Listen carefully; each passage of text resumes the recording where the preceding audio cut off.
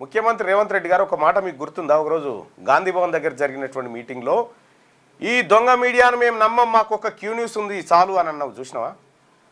ఒక Q news ఉంది, మా మల్లన్న ఛానల్ ఉంది, అది సరిపోతుంది మాకు అని చెప్పినావు కదా. ఈ పత్రికలు, ఈ మీడియా, ఈ డబ్బాలన్నీ కూడా మీకు వ్యతిరేకంగా పనిచేస్తున్న సందర్భంలో ఒక క్యూ న్యూసే కదా ప్రభుత్వానికి వ్యతిరేకంగా కొట్లాడింది. అప్పటికి డిజిటల్ ఛానళ్ళు కూడా ఇవేం లేవు. అప్పటికి డిజిటల్ ఛానళ్ళు లేవు, ఈ కథ లేవు, కార్ఖానాలు లేవు. సరే ఇప్పుడంటే తలా ఒకటి పెట్టుకురు, తప్పేం కాదు, పెట్టుకోవచ్చు.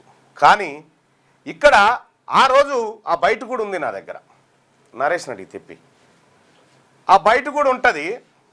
ఒకసారి ప్లే చేస్తా. ఈ పత్రికల మీద, ఈ ఛానళ్ళ మీద మీరు మాట్లాడినటువంటి మాటలు అనేకం ఉన్నాయి.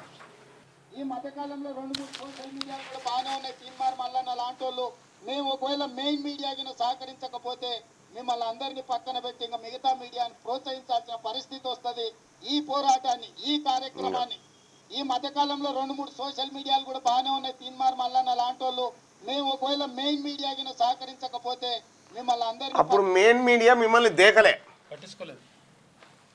మిమ్మల్ని పట్టించుకొని మిమ్మల్ని అంతో ఇంతో మీ ముచ్చట జనానికి చెప్పింది చేరవేసింది అని అంటే మేమే. ఇలా మీరు డిజిటల్ మీద పడ్డారు.